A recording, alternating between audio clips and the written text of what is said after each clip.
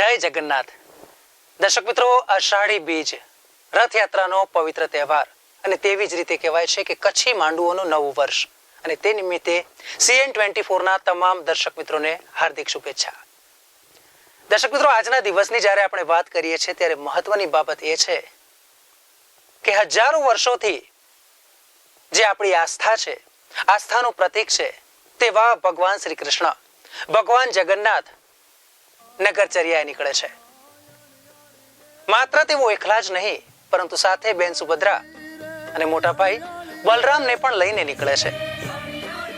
ભારત વર્ષની જો વાત કરવામાં આવે તો સૌથી મોટી બે રથયાત્રા છે.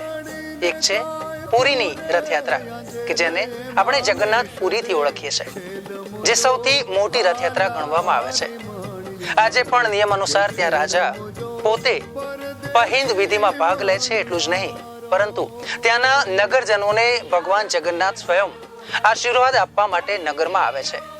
અને ત્યાર પછીની જો વાત કરીએ તો તે છે અમદાવાદ નગરની બીજા ક્રમે આવતી રથયાત્રા. અમદાવાદની આ રથયાત્રાની જો વાત કરવામાં આવે તો ઠેર ઠેર લગભગ 18 કિલોમીટર લાંબી આ રથયાત્રા નીકળે છે. અને આ રથયાત્રામાં પહિંદ વિધિમાં મુખ્યમંત્રી પોતે હાજર રહે છે. સોનાની સાવરણીથી ઝાડુ વાળીને રથને પ્રસ્થાન કરાવે છે. આ વખતે જો વાત કરવામાં આવે તો મુખ્યમંત્રી શ્રી વિજયભાઈ રૂપાણી અને તેવી જ રીતે નાયબ મુખ્યમંત્રી નીતિનભાઈ પટેલે સોનાની સાવરણીથી પહિંદ વિધિ કરી અને રથને પ્રસ્થાન કરાવ્યું. પુરીની યાત્રાની જો વાત કરીએ અને અમદાવાદની રથયાત્રાની જો વાત કરવામાં આવે તો મુખ્યત્વે બે મહત્તમ ફેરફાર આપણે જોઈ શકીએ છીએ. એ ફેરફાર એ છે કે સૌ પ્રથમ તો જ્યારે અમદાવાદની રથયાત્રાની વાત કરીએ તો સૌથી પહેલા જ્યારે આ ત્રણ રથ છે એમાં સર્વપ્રથમ એવા ભગવાન જગન્નાથની રથયાત્રા એટલે કે ભગવાન જગન્નાથનો રથ કે જેને આપણે નંદી ઘોષ કહીએ છીએ તે નીકળે છે. પરંતુ પુરીમાં તેનાથી બિલકુલ ઉલટું છે. ત્યાં સૌપ્રથમ રથ ભગવાન બલરામનો નીકળે છે. ત્યારબાદ બંને વચ્ચે સામ્યતા એ છે કે બેન સુભદ્રાનો રથ છે તે બીજા ક્રમે હોય છે અને તેવી જ રીતે જે ત્રીજો રથ હોય છે તે અમદાવાદમાં શ્રી બલરામનો હોય છે અને તેવી જ રીતે પુરીની જો વાત કરવામાં આવે તો ભગવાન શ્રી કૃષ્ણ, ભગવાન જગન્નાથનો હોય છે. પુરીની જે યાત્રા છે તે સમુદ્ર તટે છે, ખૂબ જ વિશાળ તેનું પટાંગણ છે અને લગભગ તે જે યાત્રા છે તે 10 દિવસ સુધી ચાલે છે. અમદાવાદની જે રથયાત્રા છે તે સમગ્ર દિવસ દરમિયાન જે 18 કિલોમીટરનો તેનો જે રૂટ છે તે પરિક્રમા છે તે સવારે લગભગ સવારે 7 વાગે પ્રસ્થાન થાય છે અને નિજ મંદિર તે સાંજે 8 થી 9 વાગ્યાની આસપાસ તે પરત ફરે છે. મહત્વપૂર્ણ બાબત એ છે કે લગભગ 18 થી 19,000 જેટલા પોલીસ જવાનો ખડે પગે આ સેવામાં હાજર રહે છે. તો તેવી જ રીતે સૌ પ્રથમ જો વાત કરવામાં આવે તો સવારે 4 વાગે મંગળા આરતીથી પ્રારંભ થાય છે. કહેવાય છે કે જ્યારે મોસાળમાં ભગવાન જાય છે તેમના બેન અને ભાઈને લઈને ત્યારે ત્યાં ખૂબ જ જાંબુ ખાધા છે, ખૂબ જ મગની પ્રસાદી ખાધી છે અને તે જ બાબતને લઈને હવે ભગવાનને આંખ આવી છે. એટલે જ્યારે પરત આવે છે ત્યારે નેત્ર વિધિ કરવામાં આવે છે. ભગવાનને આંખે પાટા બાંધવામાં આવે છે અને એ જે પાટા છે એ સવારે મંગળા આરતી દરમિયાન ખોલવામાં આવે છે અને ત્યારબાદ ભગવાન નગરચર્યાએ નીકળે છે, લોકોને દર્શન આપે છે, લોકોના સુખ દુઃખ છે તે જુએ છે અને લોકોની સમસ્યાઓ છે તે સમજે છે અને સદાય તત્પર તેના માટે કે તે જે સમસ્યા છે તેનો ઉકેલ આવે, તેનો હલ આવે.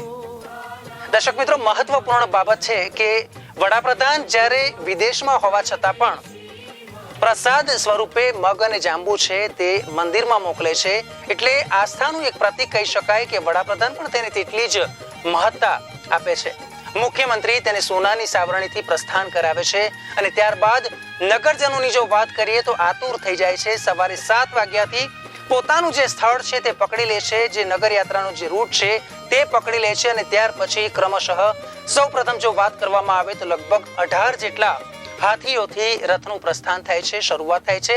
અને આ જે 18 હાથીઓ છે તેમાં પણ મહત્વની બાબત એક છે કે સૌથી પહેલા જે હાથી હોય છે તે નર હાથી હોય છે અને ત્યાર પછીના તમામ હાથી તે માદા હાથી હોય છે. વિશેષ બાબત એ છે કે આટલું મોટું કદાવર શરીર ધરાવતા આ હાથી એકદમ સૌમ્ય બનીને આખો જે રૂટ છે, આખી જે પરિક્રમા છે તે ખૂબ જ સુંદર રીતે પૂર્ણ કરે છે. અબાલ વૃદ્ધ સૌ કોઈ હાજર હોય છે, પરંતુ મહત્વની બાબત એ છે કે બાળકોને હાથી સૌથી પ્રિય હોય છે. એટલે કોઈ બાળક એ હાથીને કેળું ખવડાવતું નજરે પડે છે, તો કોઈ બાળક છે તે હાથીને પરચુરણ સ્વરૂપે 1 રૂપિયો કે 2 રૂપિયા આપે છે. હાથીને પણ ખ્યાલ છે કે તે ખાવાની વસ્તુ નથી, તો તે તેના મહાવતને પધરાવી દે છે. ત્યારબાદ જો વાત કરવામાં આવે તો તેવી જ પરંપરાને અનુસાર લગભગ આ વખતે જો વાત કરીએ તો 101 જેટલી ટ્રકો છે તે શણગારેલી ટ્રકો છે તે જોડાય છે. ટેબ્લોના સ્વરૂપમાં તેઓ હાજર હોય છે, જેમાં વિવિધ જે કલાકૃતિઓ છે, કાષ્ટની જે મૂર્તિઓ છે, તેમનું જે પ્રદર્શન છે, તેમની જે કલાકારીગરી છે, સરકારની જે વિવિધ યોજનાઓ છે, તેવા જુદા જુદા ટેબ્લો પ્રદર્શિત કરવામાં આવતા હોય છે.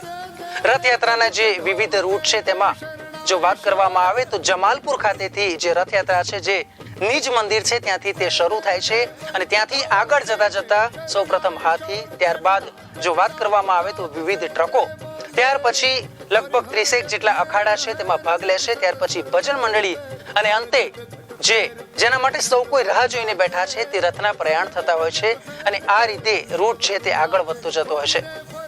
ખાસ વાત એ છે કે નાગરિકોનો પણ એટલો જ સુંદર સહકાર મળતો હોય છે. લગભગ 12 વાગ્યાથી 1 વાગ્યાની આસપાસ જો કહીએ તો જે રથ છે તે મામાના ઘરે એટલે કે મોસાળમાં સરસપુર ખાતે પહોંચી જતા હોય છે. લાખો લોકોની મેદની છે ત્યાં ભંડારામાં ભાગ લેતી હોય છે, ત્યાં ભોજન લેતી હોય છે.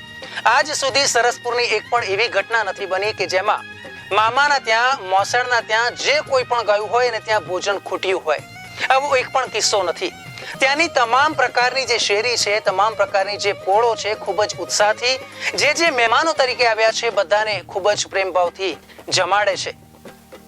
ટ્રકોમાં જે લોકો ગયા છે, હાથી ઉપર બેસીને જે લોકો ગયા છે, ભજન મંડળીમાં જે લોકો ગયા છે, અખાડાના જે મિત્રો છે, આ તમામ લોકો ત્યાં થોડો સમય ભોજન કર્યા પછી વિરામ લે છે, આરામ લે છે અને ત્યાર પછી જે આપણે કહીએ કે લંચ પછીનો સમય છે તે ફરી એકવાર પ્રસ્થાન થાય છે.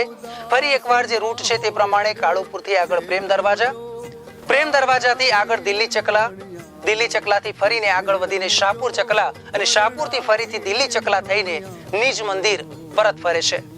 મહત્વની બાબત એ છે કે એક સમયનો જે કહેવાતો સંવેદનશીલ વિસ્તાર આજે ખરેખર સંવેદનશીલ બન્યો છે. કેમ? એટલા માટે કે આવતીકાલે પવિત્ર રમજાન માસ છે. રમજાન માસની જ્યારે વાત કરીએ ત્યારે મુસ્લિમ બિરાદરો લગભગ 1 મહિનાની તપશ્ચર્યા પછી ભરપેટ આરોગતા હોય છે, ભરપેટ ભોજન લેતા હોય છે અને આ તેનો આગલો દિવસ છે, એટલે કે આજે રથયાત્રા છે તે દિવસ છે. મુસ્લિમ બિરાદરોના બાળકો છે તે પણ રથયાત્રા જોવા આતુર હોય છે. તેઓ પણ રંગે ચંગે મગ અને જાંબુનો પ્રસાદ લે છે. મહત્વની બાબત એ છે કે પહેલા જ્યારે કહેવાતું કે આ વિસ્તાર છે તે સંવેદનશીલ છે, પરંતુ હકીકતમાં હવે જે સંવેદનશીલ છે તેની વ્યાખ્યા બદલાઈ ચૂકી છે. એટલા માટે બદલાઈ ચૂકી છે કારણ કે હવે તેમનામાં પણ ક્યાંક સંવેદના જોવા મળે છે, તો હિન્દુ ભાઈઓમાં પણ ક્યાંક સંવેદના જોવા મળે છે કે તેમના તહેવારોમાં પણ આપણે રંગે ચંગે ભાગ લેવો. અને એટલા માટે જ દર વર્ષે જ્યારે પણ રથયાત્રા નીકળતી હોય છે ત્યારે મુસ્લિમ બિરાદરો દ્વારા શાંતિના પ્રતીક રૂપે ચાંદીની રથની પ્રતિકૃતિ આપવામાં આવતી હોય છે અને સાથે જ જો વાત કરવામાં આવે તો કબૂતરોને પણ ઉડાડવામાં આવે છે, કારણ કે તે શાંતિના પ્રતીક માનવામાં આવે છે.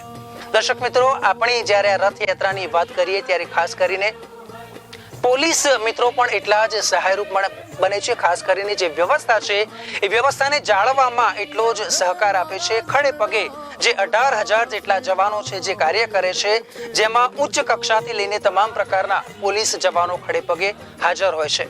માત્ર પુરુષ જવાનો નહીં પરંતુ મહિલા પોલીસ પણ ખૂબ જ સમય સૂચકતા અને તે પ્રમાણે કામ કરીને જે આ પ્રસંગ છે તેને રંગે ચંગે પાર પાડે છે. ત્યારે મહત્વની બાબત એ છે કે વર્ષમાં એક જ દિવસ આવતો આ રથયાત્રાનો તહેવાર છે તે સૌ કોઈ માટે, સમગ્ર અમદાવાદીઓ માટે ગૌરવ લેવા જેવી બાબત છે.